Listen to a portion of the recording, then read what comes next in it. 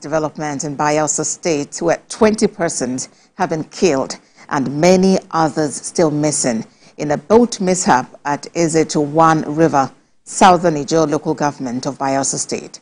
Eyewitness account reports that the boat engine exploded in the middle of the river and fire engulfed the wooden boat.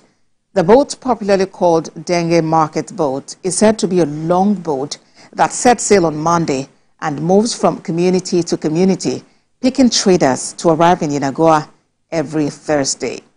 The state governor, Denghe, has assured that the state government would investigate circumstances surrounding the boat mishap.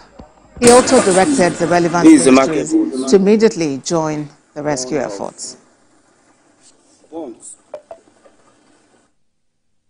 Well, TVC News senior reporter Joseph Konde joins me on the news now for more on this sad development. Joseph, you know, this incident is really sad, coming on the heels of others in Jigawa and other parts of the country. What more can you tell us about this?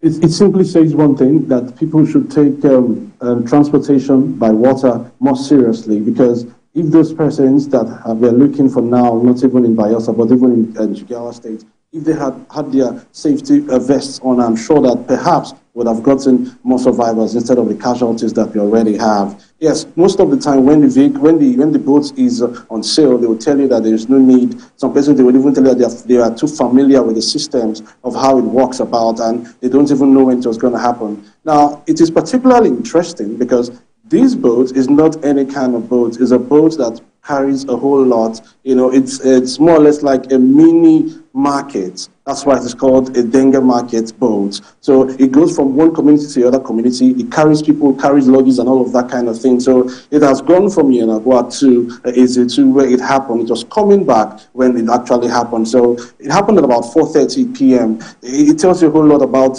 how people goes about their businesses. Unfortunately, as so many lives have been, they're still looking for the bodies actually. I can tell authoritatively about 17 bodies are still being looked for. They've had a lot of such operation, such and rescue operation on the waterways, but unfortunately, the numbers are still trickling down. Well, the governor has, assured that the state government would investigate this. But what have you gathered about how swiftly rescue agencies actually swung into action to seek to rescue these people who were troubled?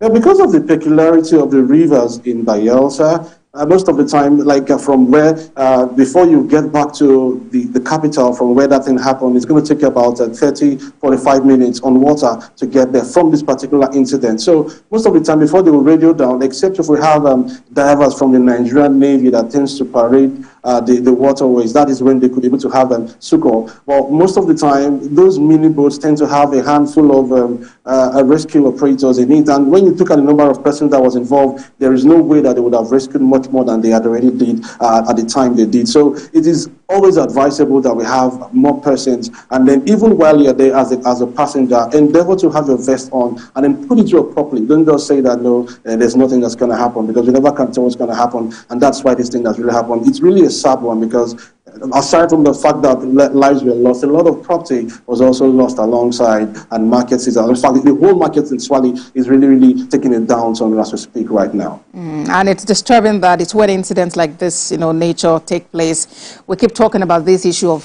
vests, and it does appear that after the conversation, we just go back to our old ways. Thank you very much, Joseph Konde, for that update for us in Bayelsa State.